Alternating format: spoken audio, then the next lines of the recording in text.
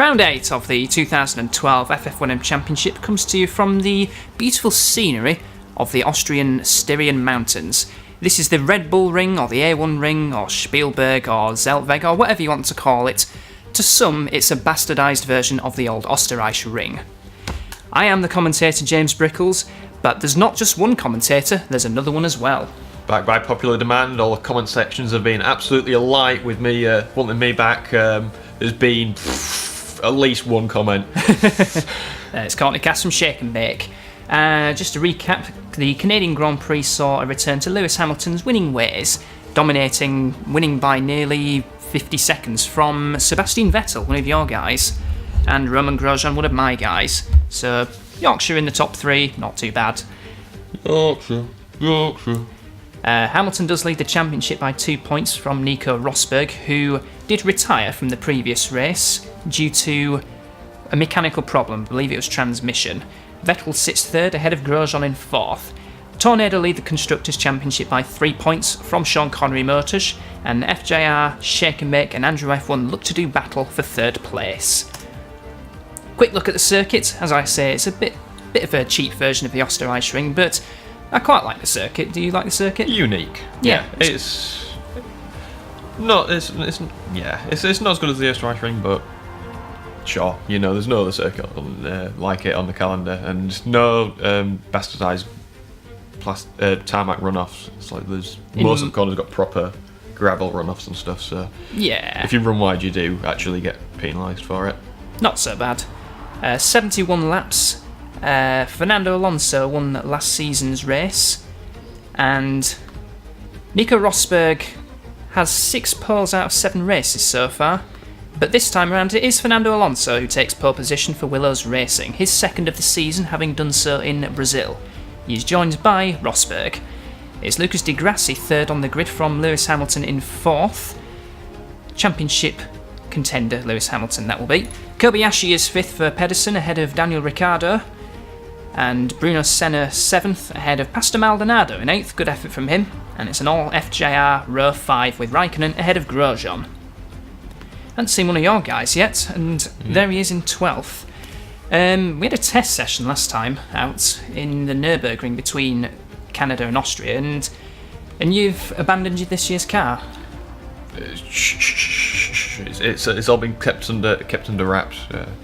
I have abandoned this year's car because I'm not really that bothered about chasing for third instead of fourth or something like that. So yeah, I felt like as soon as because I did it just before the Canadian race, then when Vettel came second, I was like, should I have done that? But looking at that, it's sort of reaffirmed the decision to me to do that. Could be worse. Mitchell are down in 20th and 22nd, more on them later. We get ready for the start, pole position on the right. 5 lights on, and the 5 lights go out, and Alonso looks as if he has had a very good start.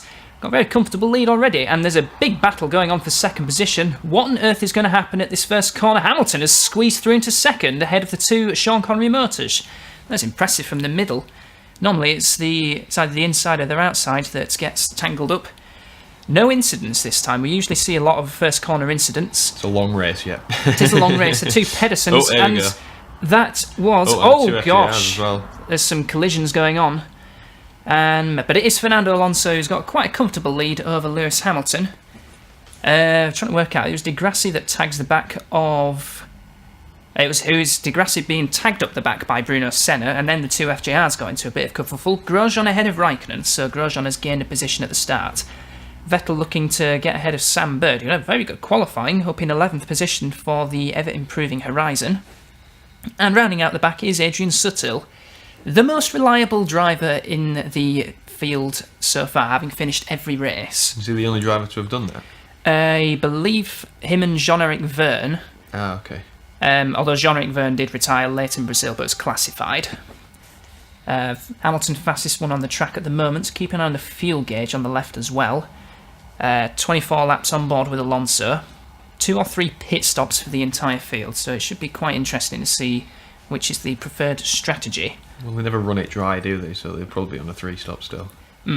What shall we say if they run fuel as ballast or something? That's why they do that. Something like that, but Kobayashi is under pressure from Grosjean, and that's Grosjean up a position, and now Kimi Raikkonen is looking to challenge the Pedersen driver.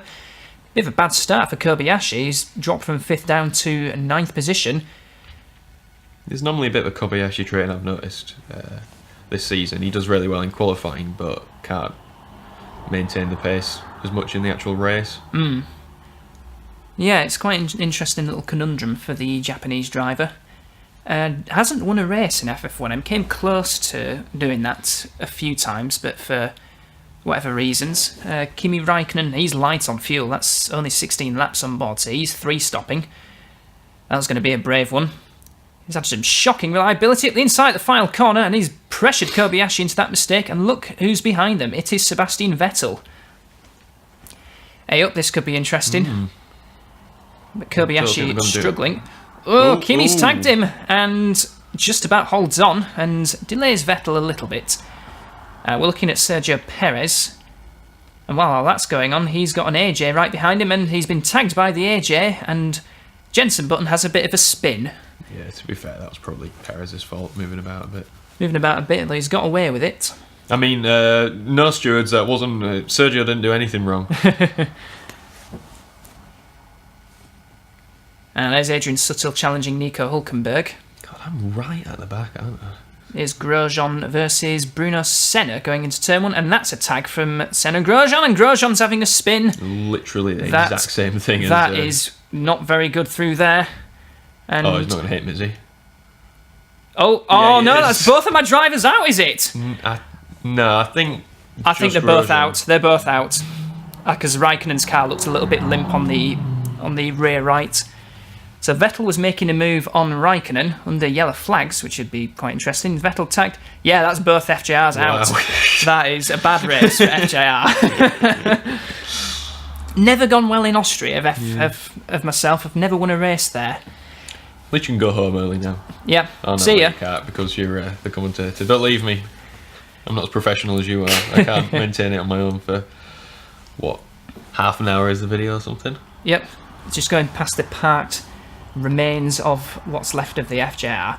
There's Hülkenberg, who is on the back of Mark Webber now for 18th position. Is he going to tag the back? Yeah. Oh, goodness me, that's the horizon getting 3 cars. That's impressive. Is that Robert Wickens? Dive bombed him Tuesday there. That was awesome. That was impressive. Yeah. Sergio Perez on the move. He's getting... That's Mark Webber. It was on Jensen Button that Hülkenberg was challenging. Let's talk Mitchell for a moment, because they announced a new sponsorship deal with Monster Energy drinks, and then shortly afterwards their engine supply announced their departure.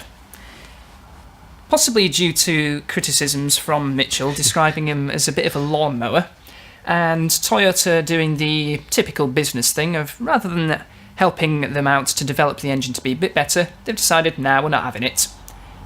Very professional there from the Japanese manufacturer. Monster is going to be the fuel supplier next year as well for them, because we all know that it's basically battery acid. So. Yep, and Mitchell will be hoping for a monster of a car next season. Shut up. Jensen Button is out of the race, by the way, for AJ. Has had a crash somewhere. We'll see a replay of that, probably. Here it is, going into turn number 5 or 6. This is turn number 6. And off he goes onto the gravel and smash. That is a wheel off and nearly getting back onto the racetrack. Actually getting back onto the racetrack. That's impressive. Are they rear wheels held on with blue tack this race? Kubica challenging one of the GRMs once again.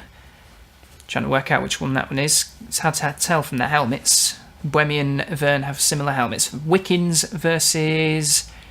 that is on Kubica for 16th position. Has he pitted, Wickens? Not sure, actually. He might have just had a really bad start.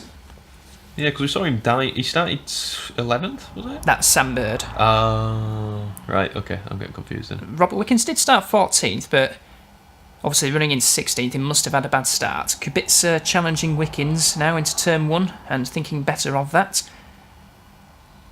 And he better be careful because he has got Hülkenberg behind him. What's going to happen to turn 2? On board with Hülkenberg as he Goes up the inside now. Hit him. Not No, he's quite. That was a tight squeeze. Twice race winner in Austria is Kubica. He won in 2007 and 2008 for Guy Racing. And Guy Racing themselves are the most successful team, having won 4 times, or 5, depending on who won the 95 Austrian race, because the data is missing.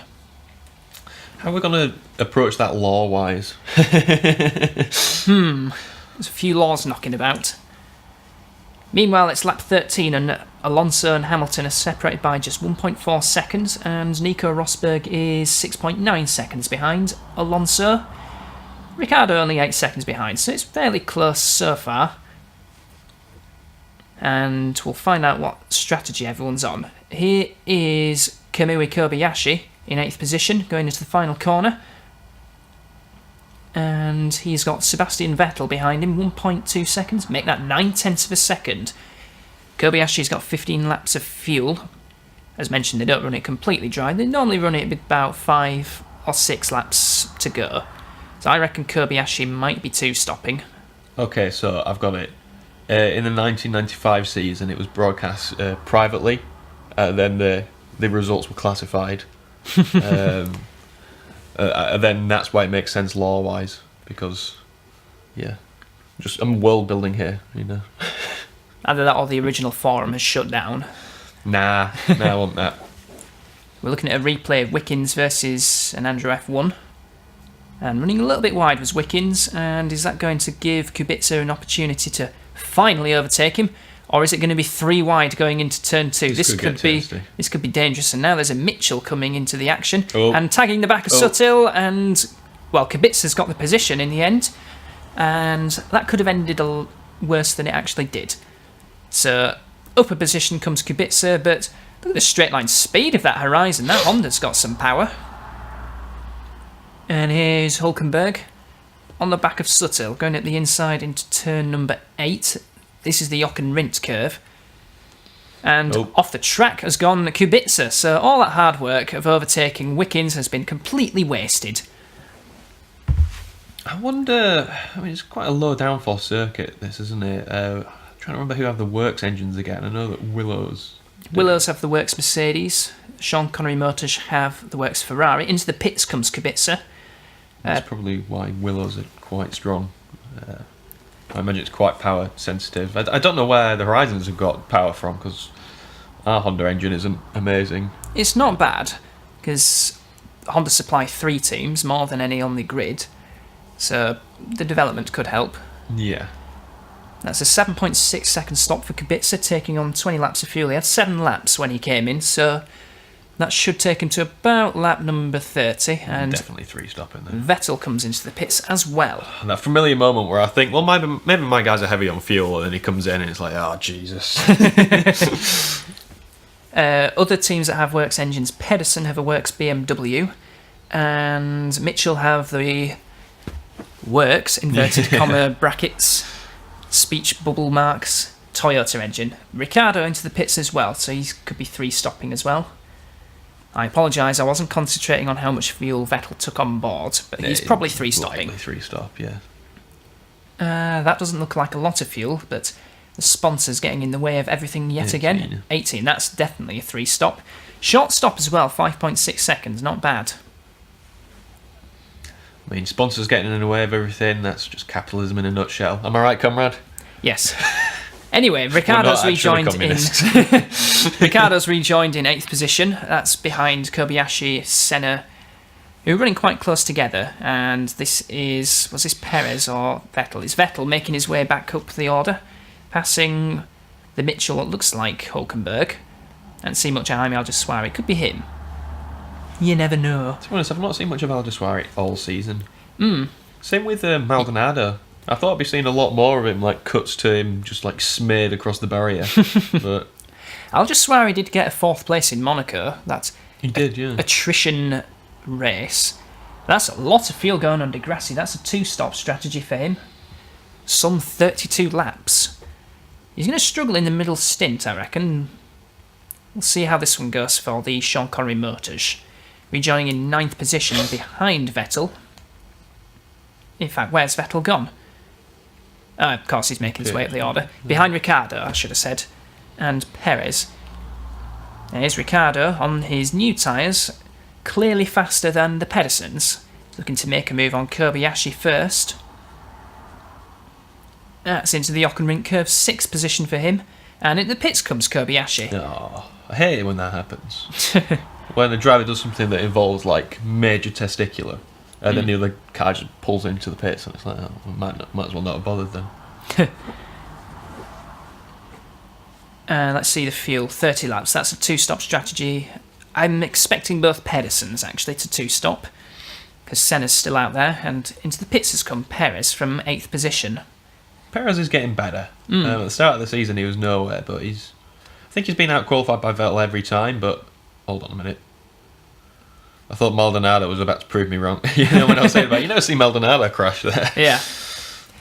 Into the pits comes Maldonado for what probably is a 2-stop strategy. Let's see the fuel go on board. That's interesting. That's 6.3 seconds. Let's see what this strategy works out as.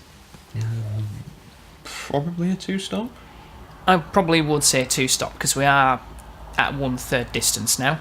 Senna comes into the pits now. If Kobayashi's 2-stopping, then Senna must be 2-stopping as well.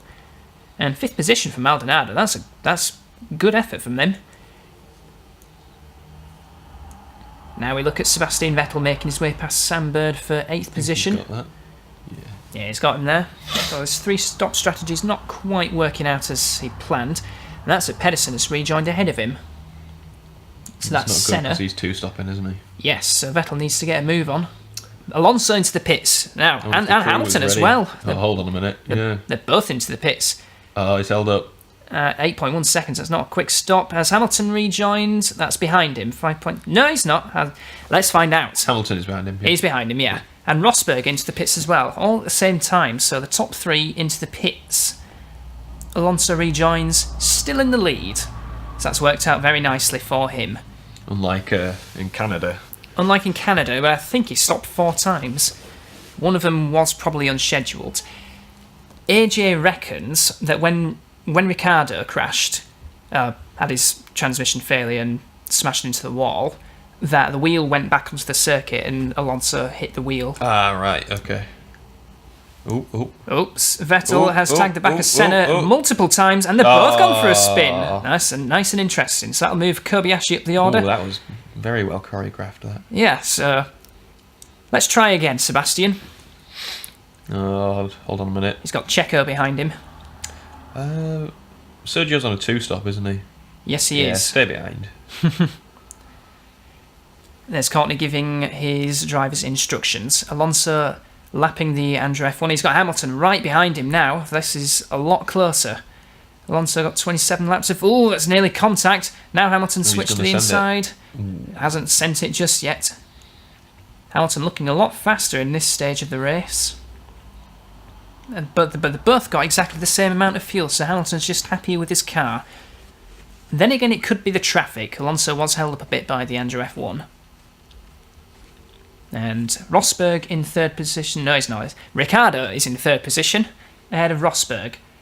Somewhere along the lines, Ricciardo has jumped to Rosberg in the pit stops.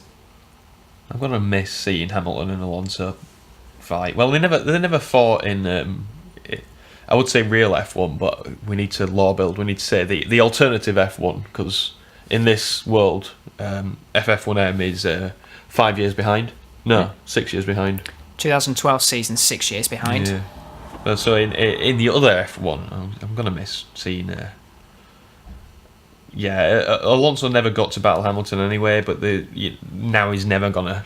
There's always the thought that maybe he could fight next year. Maybe McLaren will come up with a somewhat decent car, but no. I'm going to miss that. It's a shame. Back to the action, and Alonso lapping a GRM. Now Hamilton's going to do the same. Lap 27. Alonso's pulled out a bit of a gap, so he's managed the GRM a little bit better than Hamilton on this occasion. Ricciardo and Rosberg, though, are quicker than both these drivers. Ricciardo took some 0.4 of a second out of these two. Yeah, probably traffic. Vettel on the move. Let's try again. Looks a lot cleaner this time. got the other Pedersen to overtake though now as well, because the other one got through when when he spun. Yep. That really benefited Kobayashi. Now Perez is going to have a look. Don't hit. Oh, thought he was going to knock him into Vettel there. That was very bump and pass. Very clean, perfectly executed pass that. Yep. Nothing like a friendly bump and pass. Yeah, just a little friendly nudge to say, yeah, I'm there. I'm quicker. Yeah. So get out of the way. So both Shake and Bakes now in the top 9, and Alonso still dealing with traffic. He's now got the AJ of Mark Webber in front of him, soon to be behind him.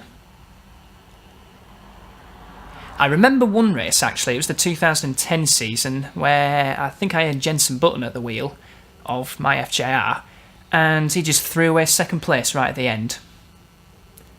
Wait, what, through back markers or just... He just threw it at the penultimate corner. Was this Austria? Yeah. It was Austria, yes. Don't remember that.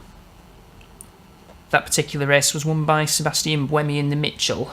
Which was the season where I won? Was it 2010? I got 2009 on the records here. Right. Ricciardo is into the pits for Tornado for his second pit stop, so that was lap 32. So let's see how much fuel he takes on board this time. 2009 Shake and Bake won a race with Lewis Hamilton at the wheel. The dominant Shake and Bake back then. Seems like a long time ago. Yeah, that was back when I had Glock. Again, not a lot of fuel going on board Ricciardo. 18 laps. When did he... Hold on a minute. He's only going to run that for like another 11 laps, isn't he? 11 laps. Probably about lap 45. We'll see him in again. Unless the fuel gauge is a little bit sloppy. I sense foul play. Whenever you're driving, you always think, oh, there's more in my car now. The amount of times where I Oopsie daisy. For crying out loud, he was going to say it Sergio as it's well? Sergio Perez Bloody out with a hell. suspension Why failure. does Sergio have so many reliability issues? I don't think Vettel's retired yet with reliability, but Sergio's retired 3 times, I think. Maybe more. But Maybe, yeah. Jesus Christ, this car is terrible. Vettel looks as if he has made his second pit stop because he's now dropped out of the top 8. Do you know what will help my car next season? Painting it orange. Painting it orange, yeah. Because I've got the McLaren-ish livery. Yeah, I'll just paint it orange and that'll clearly make me go faster. Yep. Also, blame my engine supplier. This is Ricciardo versus Di Grassi for 5th position. Ricciardo on his new tyres and somewhat fresh fuel load. He seems quite quick. Ricciardo could get a 3rd position at the end, depending on how fresh his tyres are compared to Rosberg and Maldonado. He's got a lot to make up, 34 seconds behind the leader and 17 behind Rosberg. So Ricciardo looks as if he's going to be the first of the 3 stoppers on the road. Just going to check that it's still recording. Yeah, as professional as ever. Rosberg is coming up behind a lapped Horizon. And that's quite tight through that corner. That's the... I'm trying to remember if that's the Gerhard Berger curve. Alonso's pulled out a bit of a gap over Lewis Hamilton. It's now 1.5 seconds. And I was going to say 17 seconds over Rosberg, but he is now in the pits for his second stop. As is Maldonado as well, yes. Into the pits as well. Let's just throw...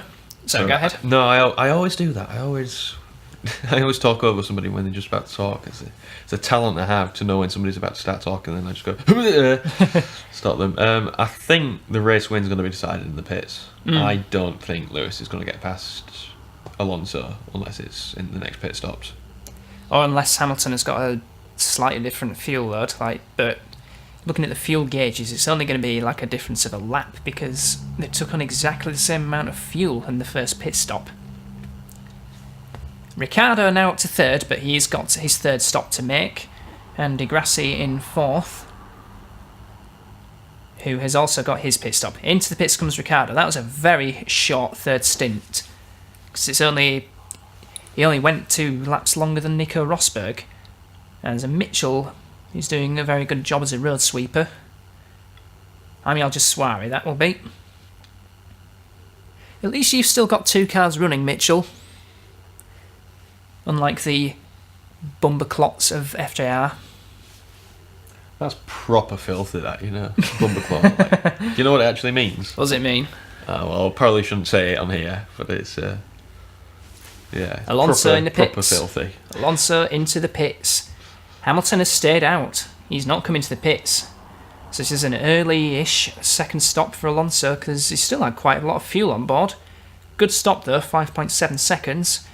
So this is where it gets interesting now because Hamilton has stayed out for at least 1 lap. It's a really quick pit stop though. And new tyres tend to be the better factor. He's fuel to the finish, right? Yes, definitely fuel to finish. We've got 22 laps to go. Yeah. Or has Hamilton already made his pit stop? No, he hasn't. He's in the pits this lap, so only gone 1 more lap than Alonso. Let's see how this works. So, 2-stopping Hamilton has managed to go further than 3-stopping Ricciardo. You could cut the tension with a cricket stump. You could cut the tension with a 2x4. An elbow. He's into his pit box. Clearly his mechanics match. Apparently the Tornado mechanics are expecting Valtteri Bottas or Felipe Massa, because that's what it says on the side of the garage. That's a slower pit stop, 7.5 seconds. Yeah, he must be coming out behind him. Yeah. There goes Alonso. Hamilton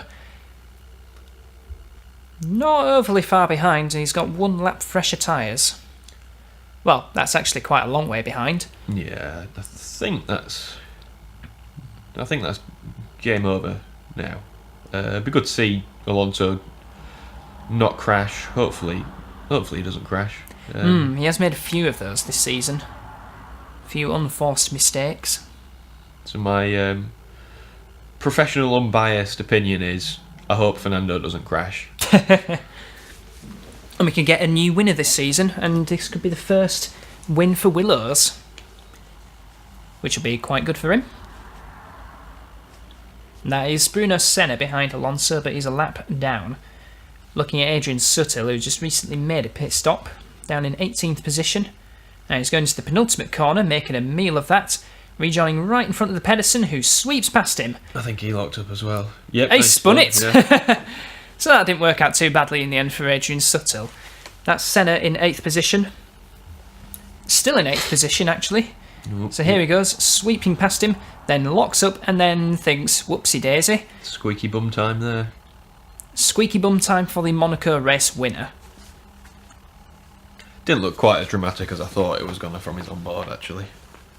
But this has now put him under pressure from Sebastian Vettel, who must surely be faster. Trying the outsider too, but that is not going to work. Senna says, nope, you've got to try something else, mate. 3.4 seconds is the gap between Alonso and Hamilton on lap 55. Let's see on the next lap if Alonso is maintaining that or if Hamilton is indeed quicker. Rosberg is 23.6 seconds behind Alonso, and the superb Maldonado in 4th position, 25.2 seconds behind his own teammate. So that's a good effort from him. And Willows will be taking a hackful of points. Be interesting to see if they actually overtake FJR in the championship.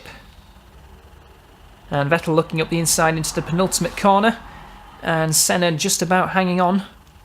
Now through the final corner, and as they start lap 50, this will be their lap 55 because they are a lap down on the 2 leaders.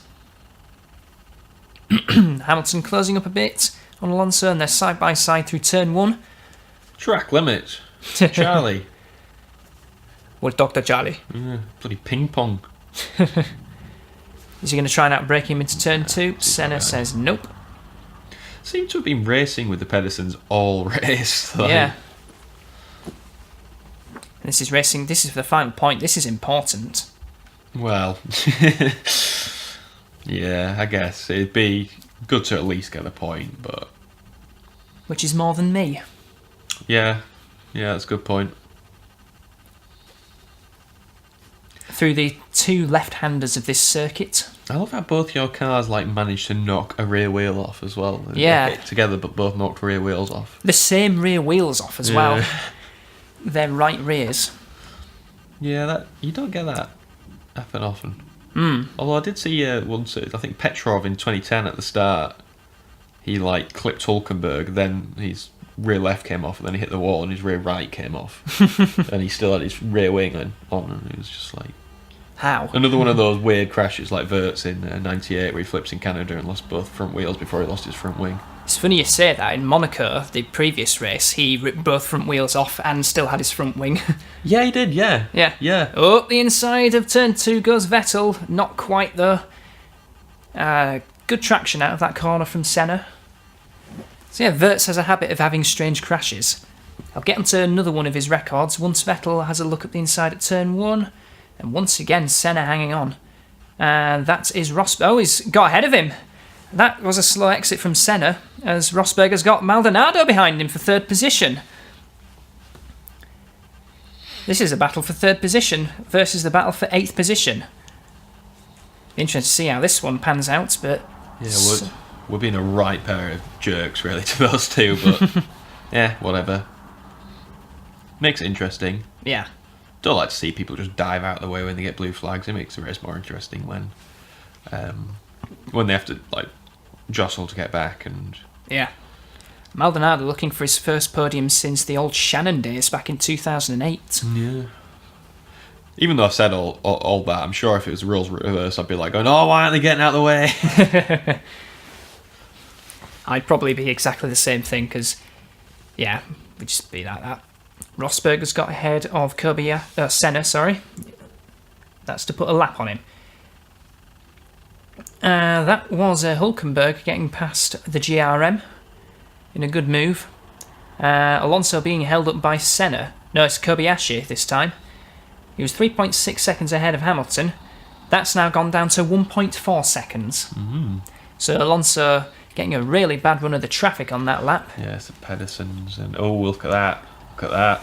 And there's even more traffic as Hulkenberg looks to get ahead of his teammate into turn 1 as they start their lap 63. I can smell an incident here. Yes.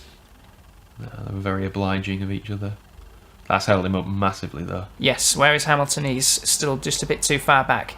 And now there's a GRM looking to get into the action. It's Buemi, former race winner on this circuit. And he's nipped ahead of Hulkenberg, who had to be courteous to Alonso and in the process lost 14th position.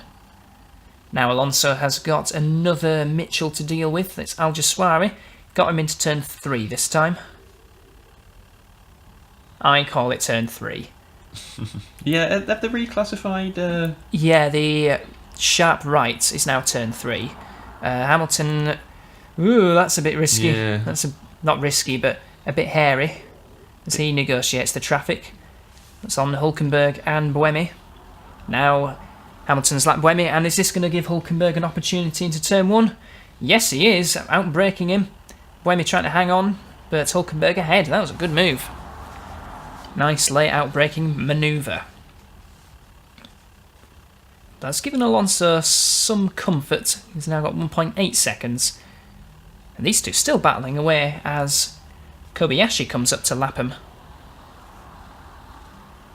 We are now on the final lap, and Alonso's got a 1.5 second buffer over Lewis Hamilton, who himself is trying to negotiate an AJ as they go into the first of the two left-handers on this circuit, as Alonso then goes into the second of the two left-handers as he has got a horizon ahead of him. Got a horizon on the horizon. Oh. Funny. Yeah. Oh, don't crash. Okay. He's fine. He's fine. Alonso has just got one more corner to negotiate, and taking his first win of the season. And the first for Willows is Fernando Alonso. Well done, Willows. Their first ever win. Oh, hold on a minute. Fuel flow irregularity, disqualified. Lewis Hamilton takes second position. 1.3 seconds was the gap in the end. And Rosberg takes third, so keeping in touch with Hamilton just about.